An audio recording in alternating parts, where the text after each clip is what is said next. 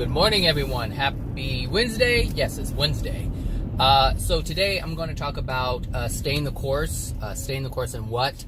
Staying the course in self-improvement, which is really staying the course in self-love. Like, that's really the only thing that represents self-improvement is self-love. If it is not part of self-love, then it's not self-improvement. And we have to be careful with this because sometimes it looks like we're working on self-improvement when in actuality we're adding things that add to our denial, our self-denial. For instance, we can be part of a religion, or we can be part of a spiritual group, and part of their teachings is to honor others, to do for others. But if that comes at a cost of ourselves, then that's not self-love. And so we have to be careful with the things that we engage in, thinking that we're improving self. Sometimes people, what's another good example? People do all kinds of things. We can oftentimes say to someone, "Oh, I'm not talking to you because you're negative." Well, in some circles, that looks like a positive thing. But in actuality, it's not self-love, because in order to say, "I'm not talking to you or hanging out with you or having anything to do with you because you're negative," that in itself is negative, because it's coming from a place of a lack of love, where there's no love present. And if there's no love present, there's no self-love. Understand that in order for self-love to be present, love must be present in all respects. Because we have to look at ourselves from the perspective of being a soul, and how we were created in perfection, and how we can hold that perfection, how that perfection can be expressed outwardly. But understand that perfection isn't doing the right thing. Perfection is holding love, which automatically causes, which automatically forces, which automatically allows the person to express perfection. Because that is what perfection is. Perfection isn't doing the right thing. Perfection is love. And when you have that perfection, when you have that love, you're able to live life with that being the only thing expressed. Now, anytime we don't have that, we're lacking love. And this is what we have to come to understand. And so by saying, "I'm trying to improve myself in love, I can't be bothered with you because you're negative. I gotta remove myself from your company." That's not how you do it, because you're condemning someone, and sometimes we don't see it that way, but that's actually what we're doing. We're saying, "You're bad," basically. "You're bad for me. I'm trying to be good, and you're bad." And that's not how we need to look at it. If you really want to have love and improve yourself in love, increase your soul in love, then you look at the situation and you say, "You know what? I'm trying to be more loving. I want to be more loving. And I understand that these actions are not in alignment with love." That's it. And so I must remove myself from those things that are not loving, because that can impact me, and I'm on a journey, and I'm fragile right now, and I have to be in my own space. And so you're not doing it because you think they're negative. You're taking the action of removing yourself because it's not in harmony with what you desire. And that's something completely different than saying you're negative, or you're an asshole, or you're this, or, you're not awoke. Is that what they still say? Woke? You're not woke. You're not awake. You're not conscious. This is what people do. And and this is why they get it wrong. And this is why they're so angry. This is why you see angry Christians. Christians have the answers. They have the answers, but they don't understand the answers. Sure, you can give someone a calculator and say, "Hey, work out this problem." They're really not working anything out. They really don't understand how they came to the answer. They just know they hit some buttons and the answer populated, and now they have the answer, and they can put it down. But that doesn't help them, because we are not the answers. We are the journey. We are the problem that needs to be worked out. And until you can understand the problem, you can't possibly understand the answer. you don't know why the answer is what it is. So people who say, I want to be good, I want to be loving, I want to be this, I want to be that, I want to be light, I want to be love, I want to be whatever, I want to be high vibration, they understand the answer. We all know the answer. We even know what that looks like. We can imagine it because it's part of our being. We can imagine this because it's part of our being. So it's not like we don't know. We know. We just don't know how to get to that. We don't understand why it is. We don't understand how it is. And this is what's important. Understanding. This is why it's so important to understand. Gosh, it's so important to understand, not just to know. So anyway, stay the course. When you're on this journey, especially myself, and it's actually the reason why this is kind of coming up is because I've been, like I said in my previous videos, I've been doing a lot of engagement with the Red Table Talk that Jada Pinkett has on Facebook. And I don't post anything, but I generally reply. I don't have any questions, really, so this is why I don't post anything. And if I did post something, they would be rhetorical, and rhetorical questions are really not something they're not real questions. They're just, rhetorical questions are statements that people make, but they're afraid to make them in statement form, so they make it in a rhetorical question form, which allows them to pull back a bit. So it's something that, it's like they're not forced or they're not obliged to commit to their statement because it's a rhetorical question. Anyway, so that's why I don't do that. But I respond. And like I said before, the Red Table Talk is predominantly women. And you're going to get all kinds of women.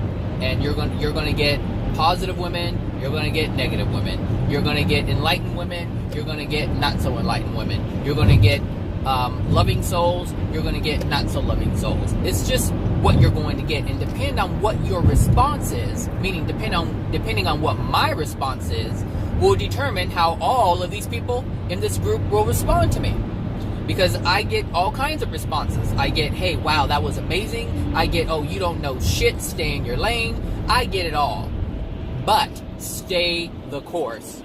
When you're speaking about truth, when you're speaking about love, when you are delivering clarity, your clarity, if you are solid in your clarity, if you are solid in what truth is, you will not allow anyone to blur it.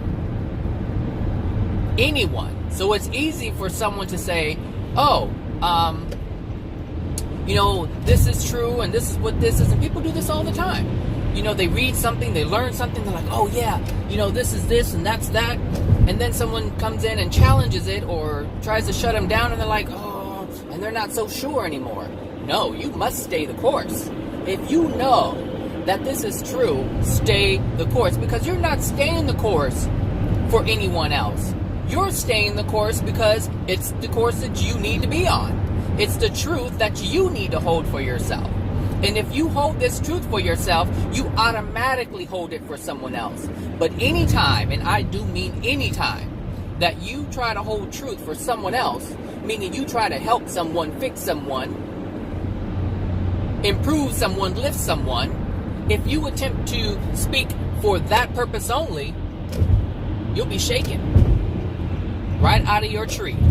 So, and what I mean by that is, here you are, a bird sitting in the tree, seeing all that you can because you're so high up, because you hold truth, you hold love. And if you allow someone to shake your tree, you fall out. And then you no longer have that clarity. You no longer have that vision. You no longer have that knowing. You no longer have that stability. But that should tell you, if you're able to fall, you weren't stable in it in the first place. It was not solidified within your soul. You can speak truth and know what it is all day long. But if it is not solidified within your being, meaning it is not solidified within your soul, it can be clouded. It can be taken away. And the reason why it can be taken away is because you never had it. You never had it. Here's the thing. Nobody except you and God has access to your soul. No one can put something in your soul that you do not allow. No one can put anything in your soul that you do not allow. And nobody can take it out besides you and the Creator. Nobody. So all this pain that we have, nobody can take it out. There is no therapist, there is no psychiatrist, there's no life coach, there is no energy worker who can remove this from your soul. Now they can remove the effects from your body. An energy worker can remove the effects from your body because it's an effect. It's not the cause. The cause is your soul, which nobody else has access to but you and the Creator. So if you have unloving things within you that's causing you to be however you're being that's unloving, nobody can take that out. Nobody can take out the rage, the anger, the pain, the sadness. Nobody can take that away. But a psychologist, psychiatrist, therapist, life coach can help you or help the mind with the techniques to deny it. That's what they can do. That's all they can do. That's all that they can do. You can go to a psychiatrist, a psychologist, a therapist, a life coach. You can even go to a pastor, preacher, reverend, bishop. It don't matter what it is, who it is. They do not have the power to take anything from your soul. But they have the ability to help you see things, to help the mind see things that are different than how it's currently seeing things. And this can trick you, and people do this all the time. This is what meditation is. It teaches the mind how to not focus so much on the negative, not focus so much on the things that are within your soul, because that's where the pain is. That's where the sadness is. That's where the grief is. That's where the terror is. And so, no, the mind doesn't have access to that. But the mind can be manipulated. It can be given tools and techniques to not focus on these things that are within the soul, but that doesn't change the fact that it's still within the soul.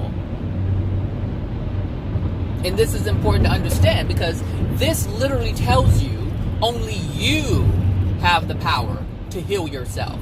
Only you have the power to create happiness within yourself. Only you have the power, and God, the Creator, and that's it. And even that needs to be understood, because the Creator is not going to reach in and take anything out of your soul if it is not in accordance with the laws that the Creator has set forth in order for that to happen. So whatever system has been in place, there is a system in place, and this is why it's so important to know it, which is why I'm able to make these videos, because I have an interest. I had an interest to understand what's going on with the soul, with the universe, with the laws, with all that is. I'm not saying I know all that is. That's not what I'm saying. Do not think that. Or you can think that, but that's not what I'm saying. You can think whatever you want, but that's not what I'm saying. But what I'm saying is, I had an interest to learn something about it. And I have learned something about it. And that's something that I have learned, I share with people as much as I possibly can. With anyone, I share it. With those who don't want to listen and those who want to listen. I just share it. And people use their free will to either accept it or reject it. It has nothing to do with me, but it has everything to do with them. And I do it because I care. Not because I want to change someone, but because I want to be part of an opportunity that someone may need. That's it. I just want to be a part of that. I know what it is to not know. I know what it is. I know how it feels to not be clear. I know what it is to live life and not understand why things are happening. I understand that. I understand it. I understand the feeling of living in it, and I also understand the perspective of understanding it from the outside perspective, knowing why I felt that way. And that's why I do what I do. That's why I make these videos. There's like 400 and some videos I just noticed. I was like, just cranking them out. Well, I don't crank them out as much as I used to, but, I do, and this video actually comes from a Red Table Talk comment that someone made, which was basically a response to my response to someone else's original post. And in that post, I got hit hard by all kinds of women. They were just hitting on me. Boom, boom, boom. I mean, if they had knives in their hand, I would have slices and dices all over my body because they were really coming at me hard. They were coming at me hard. And they did trigger some things emotionally, and all I could say is, thank you. Thank you. And I didn't say it to them because they would not even understand what that meant. They would not understand what that meant. But in my own being, I said thank you. Because as some of these childhood emotions were triggered by their comment, I had to thank them. Because sometimes we're in such denial of these things, and sometimes they're so suppressed deep down. We've shoved them so far down we don't even know that they exist. And this is why these negative experiences or bad experiences or painful experiences, I should say, I don't think they're bad or negative, I think they're just painful. Because we can have an accident and it's not done on purpose, but it's just painful. And they're just all lessons or all messages being delivered by the universe, by the Creator.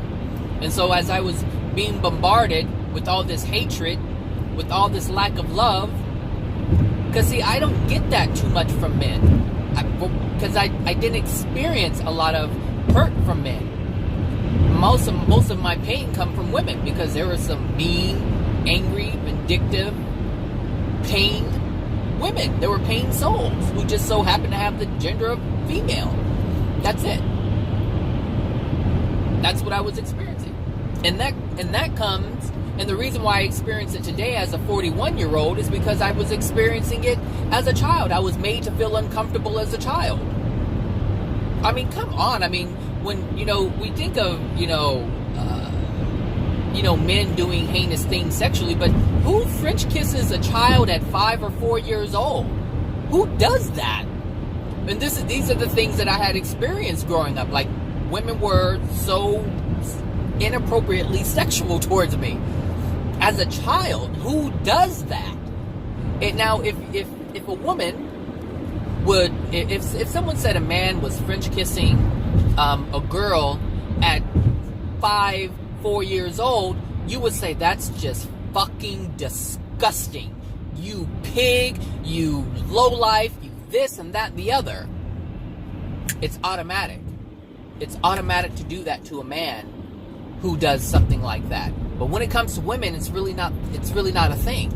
But it's just equally as disgusting. It's equally as painful. It's equally as traumatic as if a man did it. And so when you try to say something and nobody wants to hear you, and they make you feel like you can't say anything, you feel shut down. And so this is the emotions that I was feeling as a child. And so when I speak up the truth, so in this case, when I'm speaking and making a post or a response to a post, and I'm speaking the truth, actually trying to help them to see something that they're not seeing, which is why they're posing the question. And all these other women who are angry, they come to me because I'm a vibrational match to it, because I have emotional injuries from when I was a child that I did not release as a child, about not being able to speak up. So when I do, I'm shut down by these women. That's all that it is. And so I had to thank them for doing that, because they helped me to see something that I wasn't able to see because I wasn't living it. And so that's what these bad experiences or painful experiences are. They're reminders. It says, hello, knock, knock, knock. Hello, I'm here still. You haven't dealt with me. And the reason why the Creator allows it, because people ask this all the time. Why does God allow me to have this pain? Why does God? And yes, I'm kind of mocking, but this is the way, honestly, this is the way some of them sound. Because when they're angry, they're like, I don't see why, there's no Creator, there's no God. It can't be. God is not the loving person because I'm in pain. Not understanding that the pain is there in love, sent in love by the Creator, to help you see something that you don't see. And the reason why that is goes back to the beginning of this video when I said, you are the only one who can remove the pain from your soul. Nobody else can do it. You have to release the pain from your soul because you allowed the pain to enter your soul. You were not old enough to know, but you did. And the reason why you weren't old enough to, the reason why you didn't know at a young age is because your parents didn't. You inherited the same ignorance, the same soul ignorance, the same soul degradation from your parents. So if they're ignorant, you're going to be ignorant. If they don't know, you're not going to know. If they have pain, you have pain. If they have love, you have love. It's no different. And the thing is, we get a double whammy. We get a double whammy because we have a mom and a dad, a mother and a father, or people that we call mothers and fathers, but they're really our brothers and sisters. They're just children. We're all children of God. That's all that it is.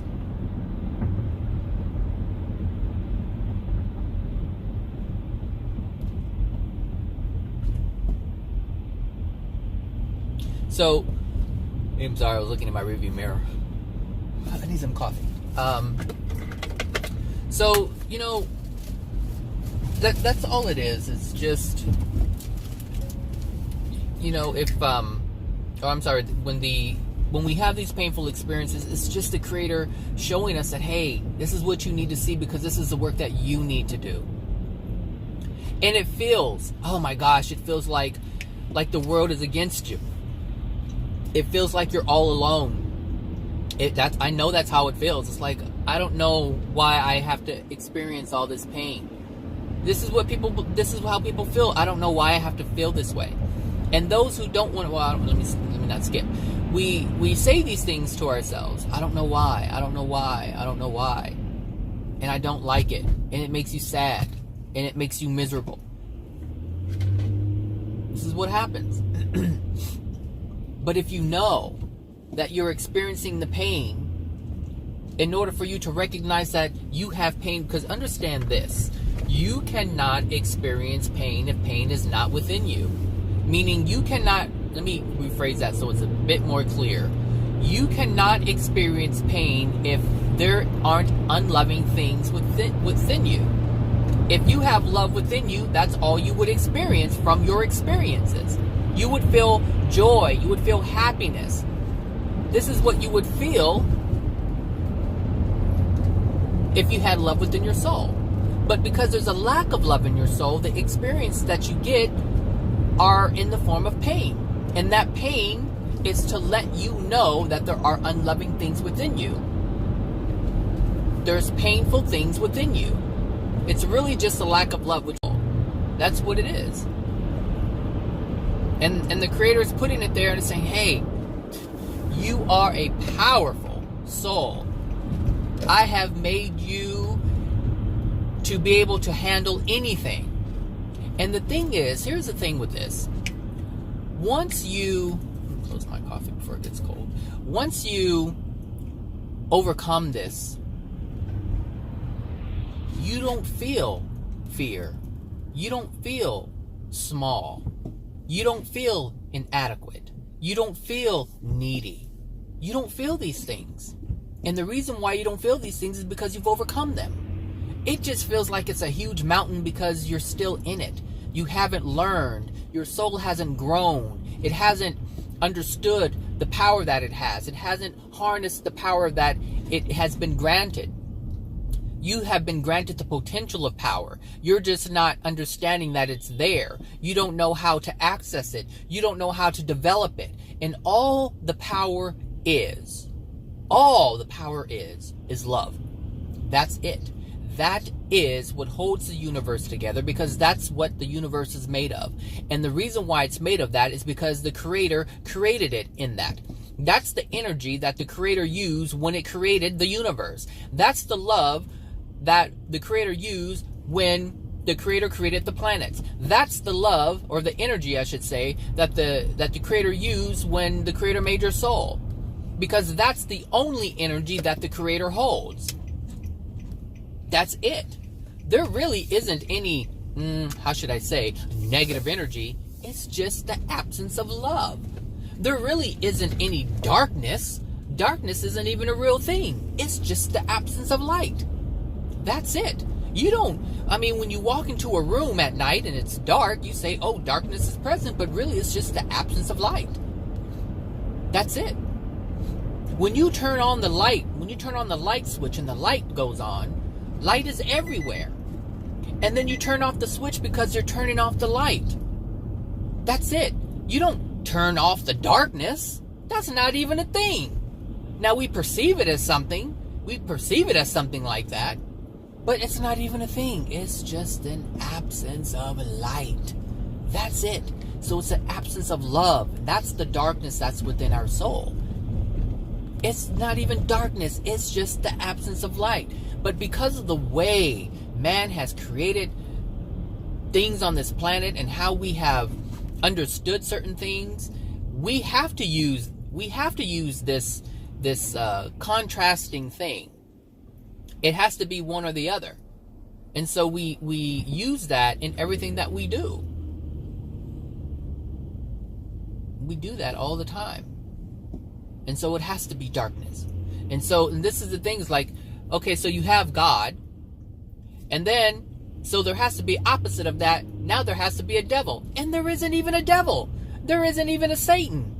Now, if you really think about it, Satan or the devil, or whatever, you want to, whatever names I don't know how many names that illusion has, but there's many of them. So, Diablo. Is Diablo devil? I think so. I get that confused with red because red is associated with Satan or with Diablo. Anyway, rojo is red. Okay, good. So, just because there's a God, now people have to have a devil because there has to be the opposite of it. And this is what I'm saying. There isn't even a Satan, but there has to be a Satan for people. For religion, there has to be a devil. Because what is up, there has to be, if there's an up, there has to be a down. And really, there isn't an up. There is no up. There is no up. So if I'm levitating and I'm hovering over the ground, I'm just at that space. There's no up, but we need that to have an understanding. It can't just be I'm in a different location. It can't be I'm at a higher location. I'm at a different location than the one that I was previously, because that takes away from the understanding. And this is my point. It takes away from the understanding that people need, because they need that to understand. So they need something that doesn't exist in order to understand it. That's my point, is all kinds of things are made up in order for people to understand, but they don't understand that they need something that's false. They need to believe in something that's false. And if you believe in something that's false, you're always going to be misled because it's false. This is why the truth is so important. This is why people cannot improve themselves, because they believe that there is a darkness. And if they believe that there's a darkness, if that's a real thing, then they have to be part of it. And they must be part of it if they're not part of the light, what they consider light. This is why people cannot improve themselves. Because they're like, oh, I'm struggling because I can't get it. Instead of it just being, I get it, instead of that just being the only thing. This is the difference between successful people and people who are not successful. They don't see limitations. And what are the limitations? The other things that people have to make up because they're trying to find themselves. They need to put themselves in a position. And this is what they do. They need to be somewhere and trying to understand themselves and where they're at. Because they're like, okay, I have to get my bearings. Where am I? Because I know where I want to go and I'm not there. So I must be somewhere else. Where am I? Okay, I'm in a dark place. I'm in an unloving place. I'm in this place. And these are all things that are true. But there's a certain way you can look at it to where you don't have to be bogged down by that. So you can just say, okay, people say, oh, I'm unloving to myself. All right, you can say that. Or you can say, I want to be more loving, so let me move towards being more loving. Let me say, screw the other stuff. Let me be more loving. What does that look like? Well, more loving looks like this. It means telling the truth. It doesn't mean you have to call yourself a liar, and people do this. They're like, oh, I lie all the time. I got to stop doing that. I got to stop doing that. And this is what I'm saying. They have to create all this nonsense. And in creating the nonsense, they get stuck in the nonsense. And if you're stuck in the nonsense, you can't improve yourself, which is really what your true goal is. You see? But understand that the reason why this can't happen is because they're a degraded soul. There's a lack of light. So of course they can't see clearly because they're living in a place where there isn't any light. And you can only see things if there's light.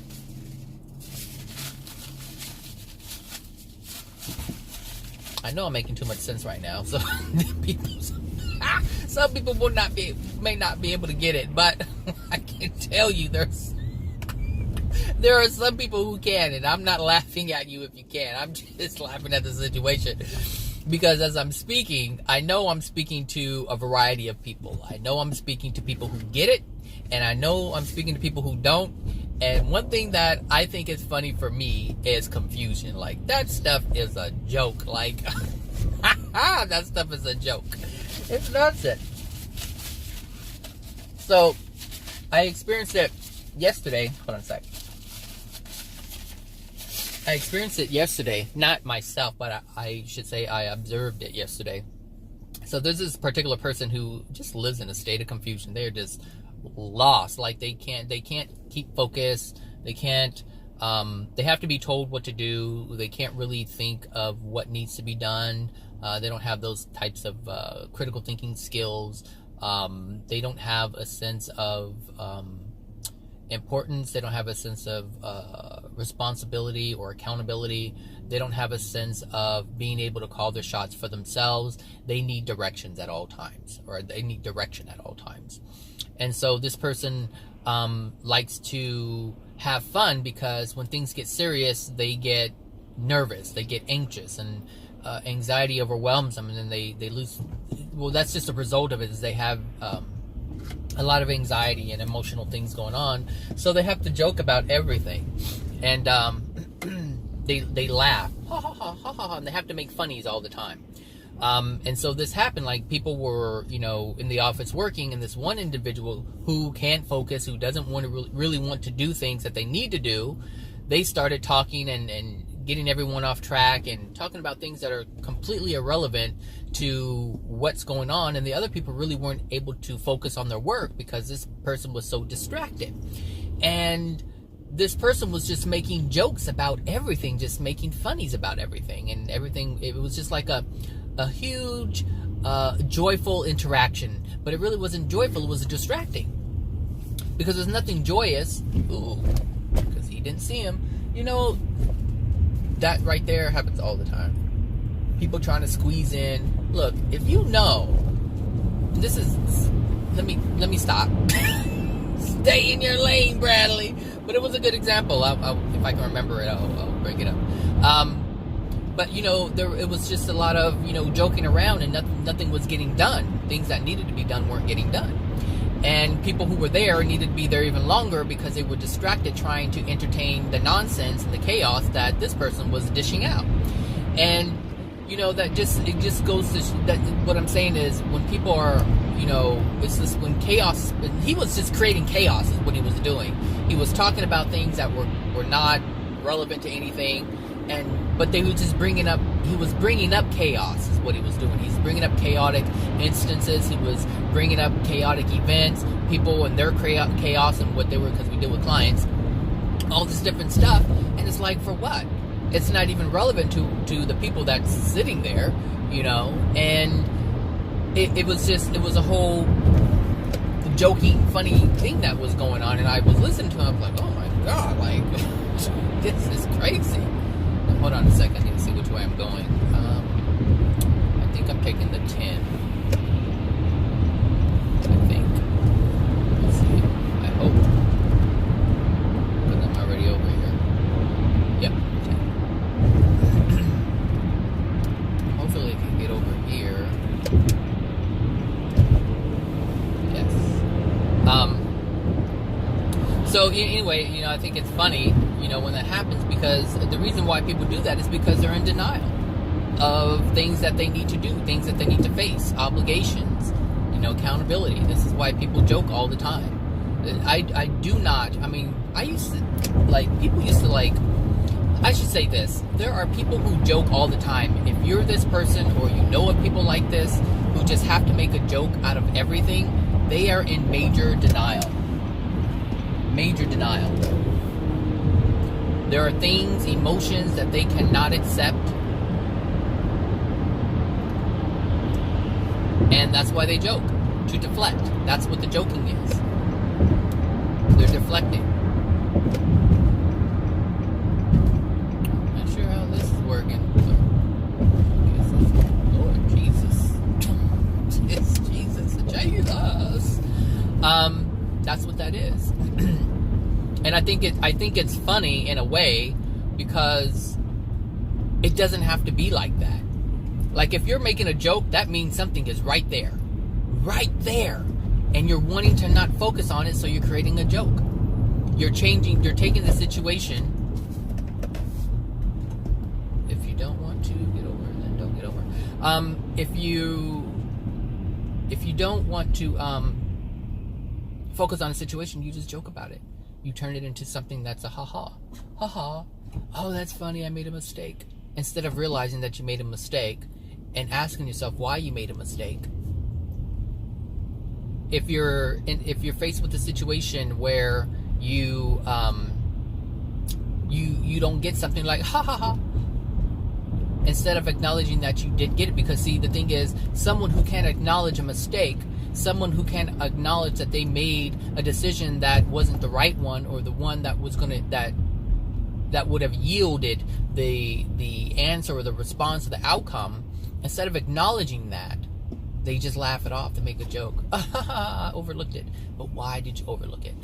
Why would a being who has the capacity, or I should say the potential to be perfect, to be flawless, why would you laugh that off? Because, and this is what I'm saying, we do things all the time that prevent ourselves from being that perfect person, from being that loving individual. Now, if you had self-love, you would say, whoa, I made a mistake. This is not what a perfect being does. Why and how could I have done that? What am I not seeing? Because anytime you make a mistake, it means you didn't see something. And when you realize you've made a mistake, and you've made mistakes in the past, and you go, gosh, I really made a big mistake. I messed up. I made a terrible decision, and it has affected myself. It has affected other people. You may have told a lie, and that lie affected you in the end when it came out. And because you lied, it changed the outcome. So it affects a lot of people. And so when you realize that, are you wanting to get over? Come on. When you realize that, you say to yourself, gosh, I wish I hadn't made that mistake. And the reason why you wish you had not made that mistake is because you now have the clarity that you lacked when you first made the decision to lie. The clarity was not present. And so when we make a mistake, this is part of self-love, because this is part of improving yourself. Remember what I said in the beginning, self-improvement is all about self-love. That's all that it is.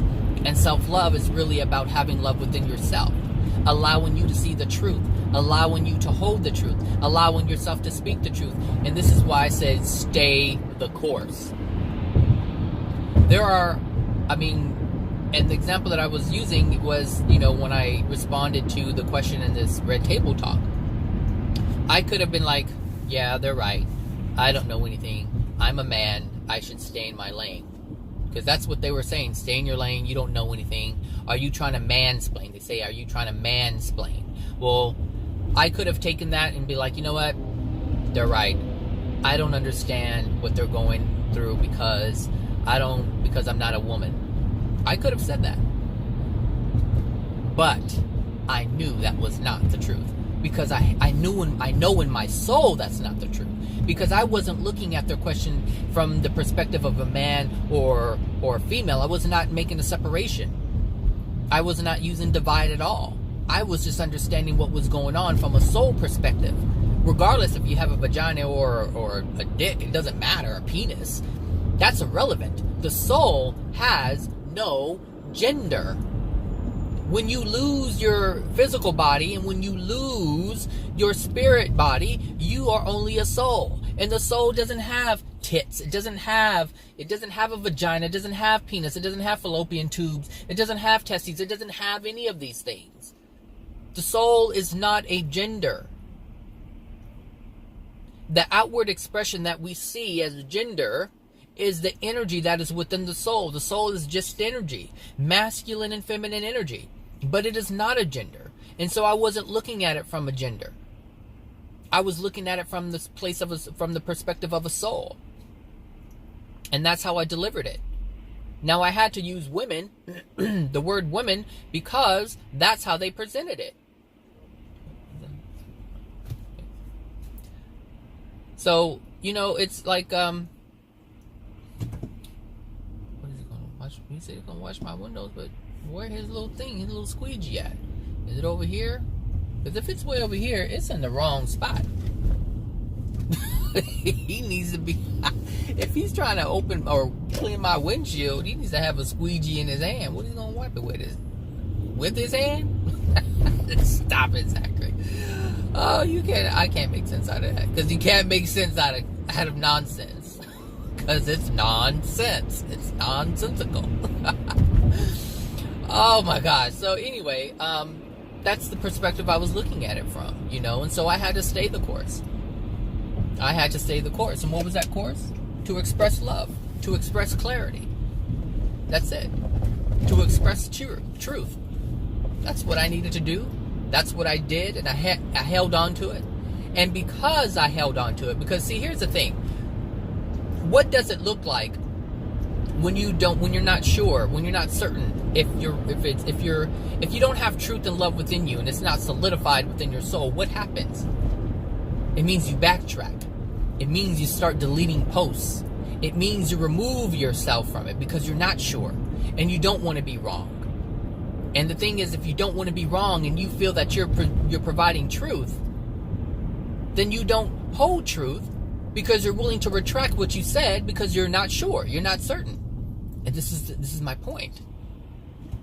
When you love yourself, you have to stay the course. But if you truly have love for yourself, you will never be derailed from that course. You won't allow it. You will not allow it.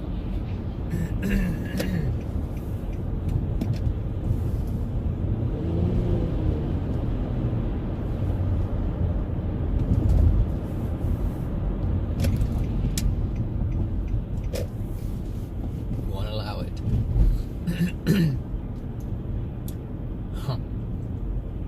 So, if you feel like, oh my gosh, and you know it's true, do your best not to waver. And this means you have to accept the consequences of that. And what are the consequences? Well, there really aren't any consequences, but it's going to feel like a consequence. But there really aren't. It's going to feel that way. It's going to feel like people don't believe me. People don't, what I believe, they're not believing. They're not believing. So what we have to do is tell ourselves, okay, I understand that they're angry. And this is what allowed me to hang on to my truth, because I understood they were in a dark place. I understood they were in an angry place. I understood that they were projecting something that had nothing to do with me onto me. And since I understood that, I didn't accept what they were saying as truth, because I already knew it wasn't truth, because what I was saying is true. Am I trying to mansplain? No. It has nothing to do with me being a man and them being a woman. I'm just sharing truth. So of course I'm not going to accept them saying mansplain. That's not even something I'm trying to do. I'm not trying to be a man who knows more than a woman, so therefore I'm not mansplaining anything. And in terms of staying in my lane, well, I can go wherever I want to go, which is what I was doing. Had I stayed in my lane, some people wouldn't have learned anything. And I did get some responses where they were like, wow, that makes sense, or wow, I didn't see it that way. So had I stayed in my lane, I wouldn't have said anything. And therefore, these women wouldn't have been helped by the words that I shared. But the person who is degraded, the person who is angry, the person who is sad, the person who is pain cannot see that. They don't have the capacity in the moment to see that. And because I know that, I can't take on what they're saying or thinking. Because if I do that, that means I'm taking on the ignorance. That means I'm taking on the clarity. And that means that I don't have the light that I'm projecting, that I'm supposedly sharing. It means that if I allow someone to take it away, I never had it to begin with, because light cannot be diminished by someone else. You are the one, we are the ones who disallow ourselves from having the light. As a visual, it's like you pick up a flashlight and you say, I have the light, I have the light. Then you drop the flashlight and you no longer have the light. It's like you allow someone to knock it out of your hand. And the reason why they're able to do that is because you never had it. Light doesn't come from an outside source. It comes from you. So you have to shine bright. It has to come from your being. And when it comes from your being, you don't need a flashlight. You don't need a floodlight. You don't need anything. You don't need anything to prop you up to make you look like you have something, because damn it, you have it. That's it. It's yours. Owned outright. Within your being, within your soul. Shining bright like a diamond. Shine bright like a diamond. Even that. A diamond doesn't have light. A diamond can't. Can't generate light. It can reflect it. It can refract it. But it can't generate light. So the only reason why a diamond shines bright and we're attracted to it is because we're shining light into it. We perceive the light that's entering it and saying, oh, it shines bright. But it really doesn't shine. Because if you sit a diamond in a dark room, it's not shining. It's only when light hits it. And this is what I'm saying. It's just part of the illusion. It's part of the illusion. 9, 8, 7, 6, 5, 4, 3, 2, 1. I didn't know if it was one of those fast changing yellow lights. So yeah, anyway, that's that. So one thing I wanted to say before I end this video is when it comes to self-love and staying the course and doing the self-love thing,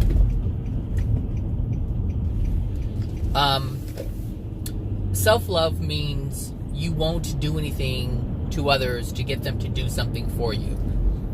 Because self-love means you have love within yourself and you don't need it from someone else.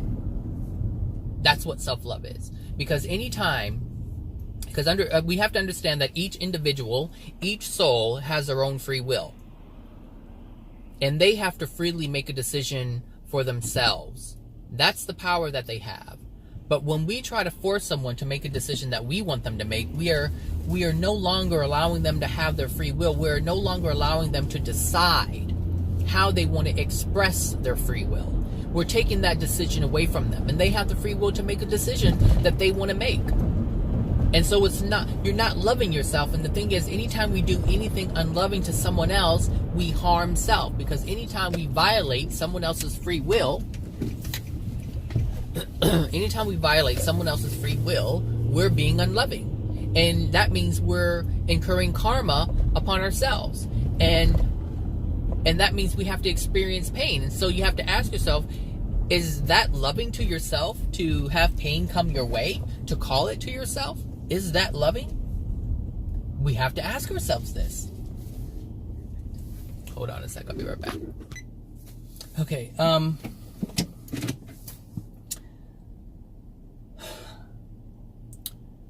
yeah, it's not, is it loving when you bring pain to your being, your experience? No, it's not. That's not what self-love is. And so self-love, I'm sorry I was running, I'm out of breath. Self-love is something that encompasses so much more than taking care of yourself in terms of your physical needs. And this is what most people do, is they take care of their physical needs and they say, oh, I'm loving myself. I'm loving myself. And it's not really loving themselves. I mean, yes, they're taking care of the physical body, the appearance of it, but they don't see what they're doing inside. I mean, you can take someone who you can take someone who goes to if you're female or male, to, you go to a nail shop and get your hands or your feet done or whatever, and there are some women and some men, mainly women, who are really, they're a piece of work when they go into these shops, because they're demanding something be done, and they're expecting something to be done in a certain way. And if something's not done in the way that they expect it to be done, because understand, expectation is an unloving thing. And if you're not getting what you're desiring, that means there's something within your soul that's calling that to you on purpose to bring up something within you that's unloving. So, as an example, if you're a woman and you go into a nail shop and you're like, oh, I'm going to go get my nails done on Friday, or Thursday, whatever, because I'm going out Friday and Saturday. I just want it all done, and it's going to look like this. And you have it in your mind how it's going to look. And understand, you have it in your mind that it's going to look like perfection. And however that looks in your mind is going to be perfection for you. And if the lady who's doing your nails is having a bad day, or the person that you usually get, you don't get, and you get someone else and they don't do what you are used to, there's a reason why that happened. And it has everything to do with what's in your soul. Like, the universe is like, okay, I'm about to hit you with one. And what I mean by that is the universe is saying there's something unloving. Sorry, my phone cut off. So the universe is about to say, is exactly trying to tell you, there's something unloving within your soul, and you're not going to be able to get what you desire because there's something in you that's preventing that from happening. So whatever you thought you were going to get, you can't get.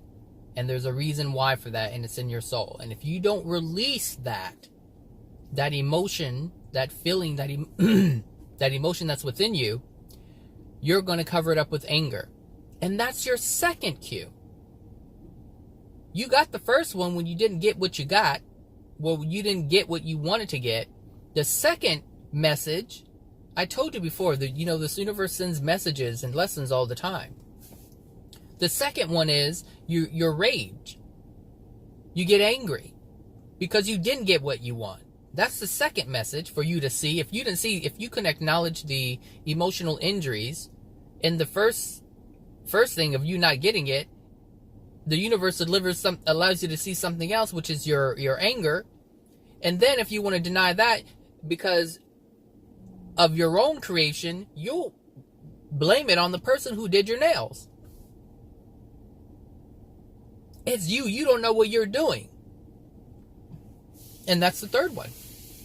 And so you're giving messages all the time, but none of this is self-love.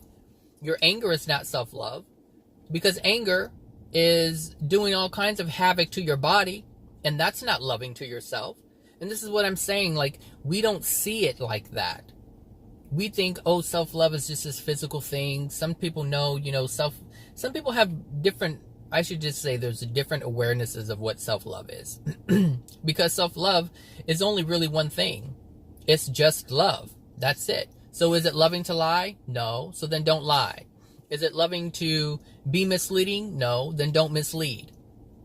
Is it loving to deny your emotions? No. Then don't deny your emotions. Is it loving to stop yourself from crying when your soul automatically wants to release it? No. Then don't do it. Don't prevent yourself from doing something that has been given to you so that you don't have pain within you. And this is the thing, like, we as adults, we are taught, don't cry, be strong, stick it out, push through it. Just keep going, keep going, keep going. And so, meanwhile, basically society has taught you to be the bull in the china shop. So, meanwhile, everything is being broken and falling apart around you, and you have no idea why, because you keep pushing through, instead of stopping and finding where the exit is and walking yourself out. So instead of doing that, you just want to panic because you're stuck in this small space with all this china, and it's all beautiful things that you've created for yourself, and yet you destroy it at the same time. The bull in the china shop.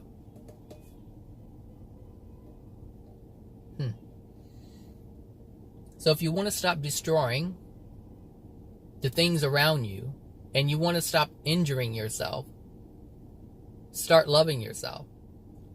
And so what does that look like in terms of, being in a couple? I think I'm going to make a different video about this topic. When it comes to other people, you don't expect anything from anyone.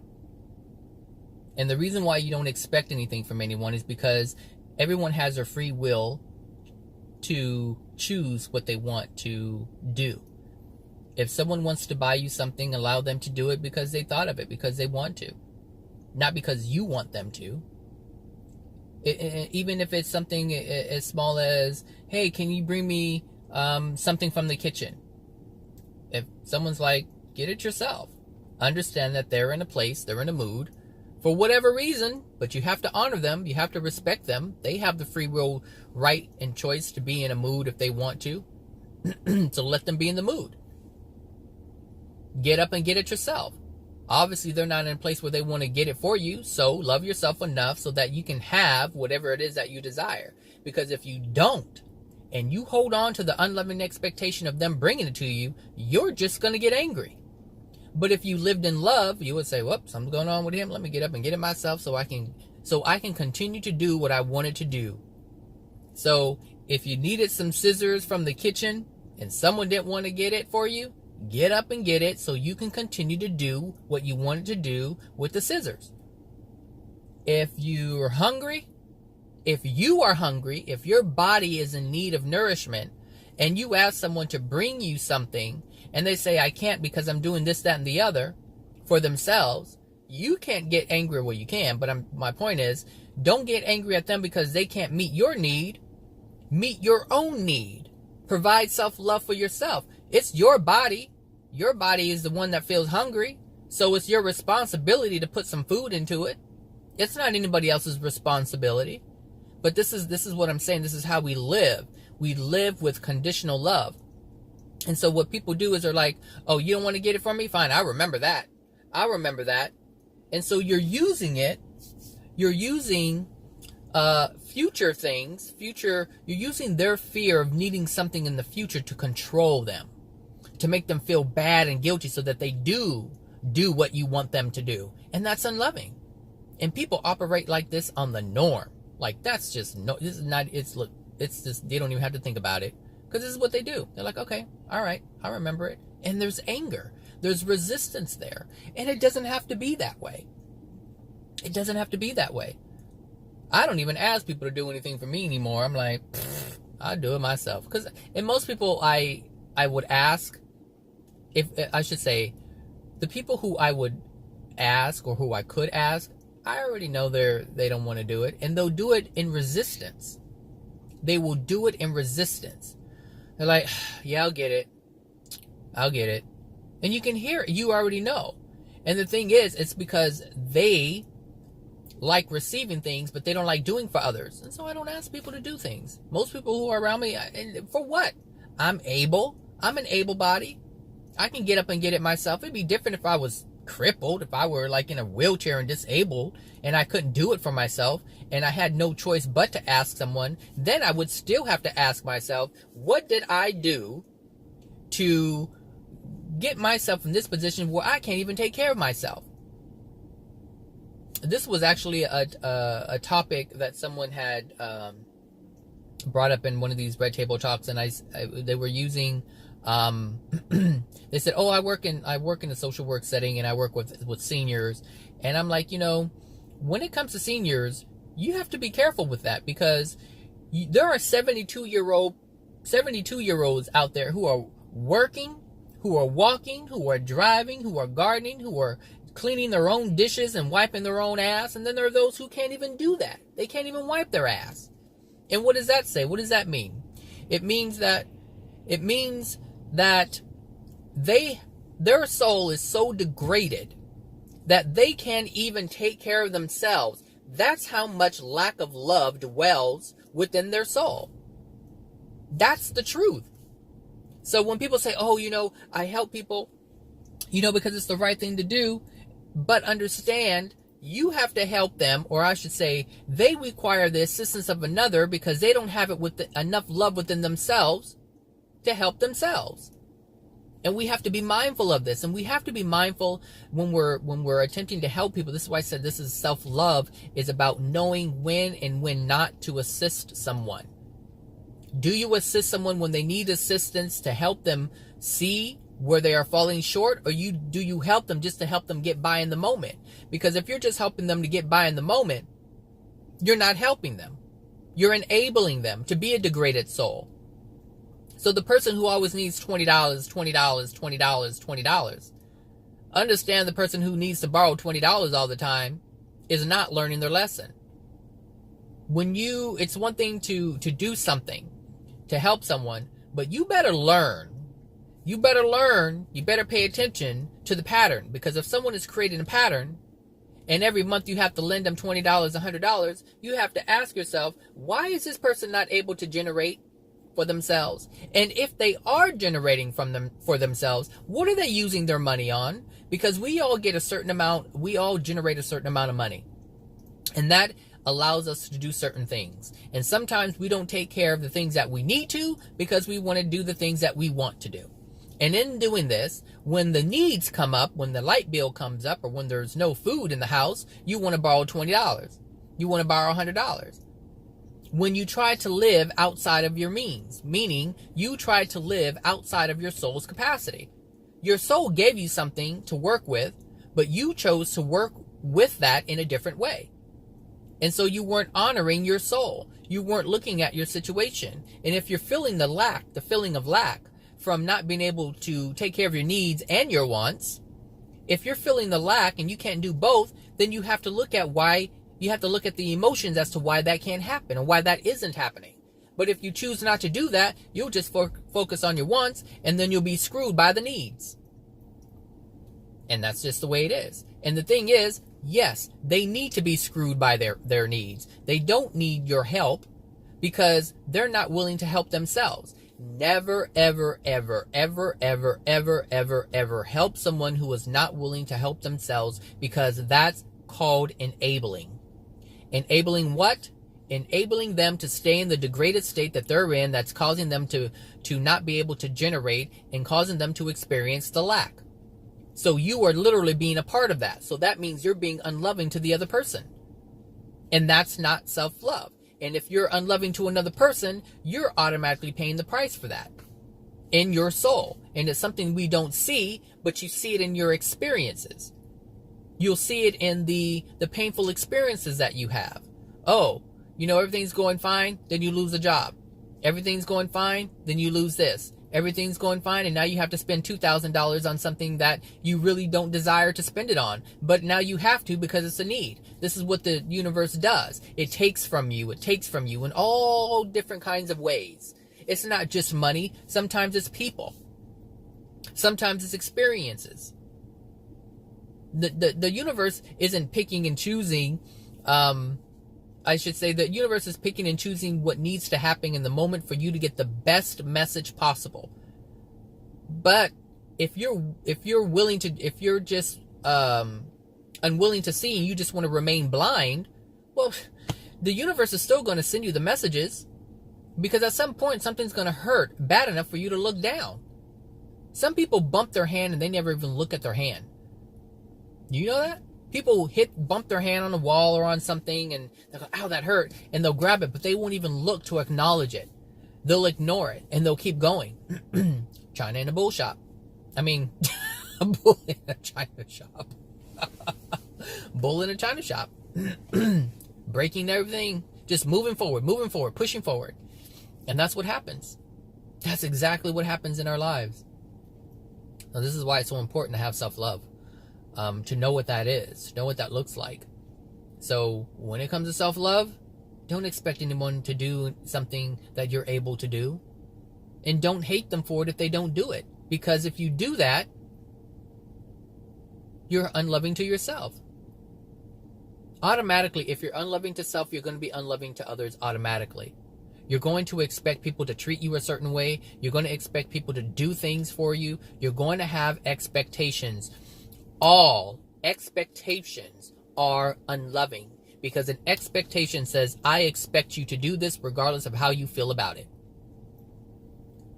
And the thing is, if you were deserving of it, if your soul was in a place where these loving things, these loving desires can come to you, people would automatically do it. That's it. It would automatically flow to you. They would automatically do things for you. Oh, you've had this happen before, where you're working on something and they're looking at it and they're understanding what you're doing, and they'll say something like, "Oh, I see you're working on this project. There's scissors on the table. Do you need those?" "Oh yeah, actually I do." Boom, like that, it happens. This is what I mean. Now that's a very simple example, but that's exactly how it works. That's exactly how it works. When you need something and you desire something and your soul is in a place of allowing that loving flow, it comes to you. And you can do things effortlessly. Meaning you can continue doing a project without having to stop. Use your willpower to get up, go get it, come back, get resituated all again. This is what I'm saying. Like, this is how the universe works. It allows you to continue to do whatever it is you want to do without interruption. But interruption means there's an interruption in your love. That's what that means.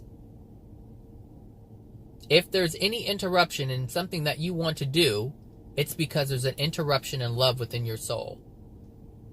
That flow of love is not there. There's something blocking it. There's something constricting the energy flow, or restricting the energy flow. There's something unloving, and the flow, the universal energy, which is love, cannot flow and cannot allow that to be brought to your experience. That's it. That's all, folks. All right, everybody. That's it. Stay the course, though.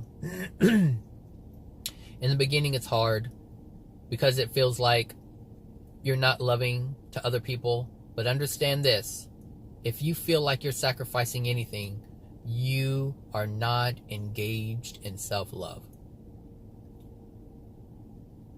If you feel like you feel forced to do something when you don't, you're not engaging in self-love.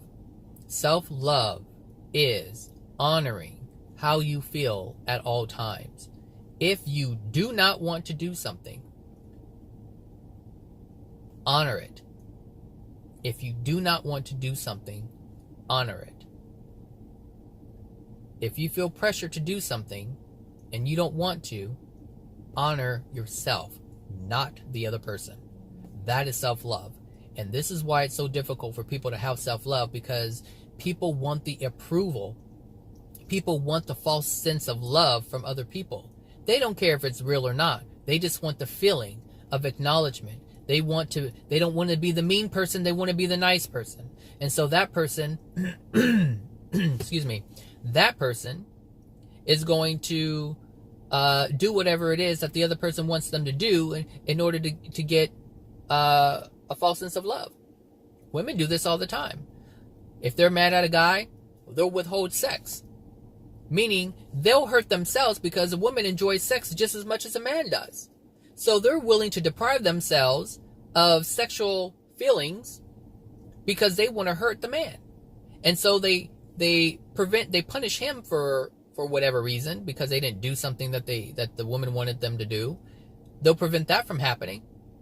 And then they also prevent themselves. They don't see that. Because when they're feeling good and they don't have any resistance, they want to hump all day long. Let's stay inside. Let's not go anywhere. And they screw like bunnies all day long. The man has, or the woman has, sexual desires just as the man does. We both enjoy it. It's part of who we are, and we enjoy the process. And so anytime we deny someone else that desire, when we also have that desire, but we block our desire in order to use it as leverage, that's unloving. But if you don't feel like having sex because of how you feel, because there's something going on with you, you should be able to not engage in that. You should not feel pressured in doing it. Even with a man.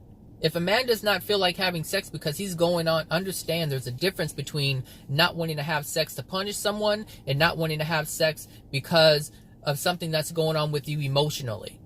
If something is going on with you emotionally and you don't have a desire for sex, then you need to speak that truth. And that needs to be that. Boom. Just period. Like that. I'm not in the mood. But be honest. That's what self-love is. Being honest. I told you it's about being truthful. To say, you know what? I'm in a space right now. I don't feel good. And you can say however you want to say it. But I'm saying is, if you're truthful, you say, you know what? I'm just emotionally, I don't know what's going on with me. If you don't know what's going on with you, then say, I don't know what's going on with me right now. I don't know what it is. And allow the other person to either be receptive or rejecting to it. But be honest. This is what I'm saying. Stay the course. When it's about truth, stay the course. If someone doesn't understand that you don't feel good, that's fine. But never prevent yourself from telling the truth because of ridicule from someone else, because of some kind of backlash from the other person. Stay the course. Honor yourself. Honor how you feel. If you don't feel like having sex, then damn it, you don't feel like having sex, and that's it. If someone gets bent out of shape about it, allow it to stay there with them. And allow them to be bent out of shape about it because they don't love themselves. Because if you love yourself, you don't want that kind of discord within you. If you love yourself, you don't want that within you, which is why you choose not to get angry and you honor the truth of how you feel. That's it. And if you're being pressured to the point where you need to remove yourself, then remove yourself. And if the person keeps doing it, then keep removing yourself until you realize, what am I doing with this person who keeps trying to force me to do something I don't want to do? This is honoring yourself, but you have to stay the course. Once you bail on it, you bailed on yourself. That's the truth of it. And it's hard for people to do because they have all these emotional needs that they're not ready to have for themselves, and so they require other people to do it. So the woman who doesn't want to have sex will have sex because she doesn't want to be alone. She doesn't want the man to be mad. She's fearful that the man's going to be angry, that the man's not going to like her anymore and go to some other woman. So if this is a fear, of course she's going to give in. And she's not honoring herself. And then she feels pain. And she's deserving of that pain because she didn't love herself. She didn't honor herself. This is how it works. This is how it works. So don't do the things that you don't want to do. Understand if it's coming from a dark place or a good place or a light place or however you need to see it to understand it. Just see it for what it is. Because once you do, you have so much power. And nobody can manipulate, coerce you, or make you feel something that is not your feeling. You allow their feelings to stay where they originate, with them. It can't permeate and come out and get into your soul because you're blocking it, because you're standing in truth. You're standing in love. And love has a natural protective barrier to it to where anything unloving cannot enter it.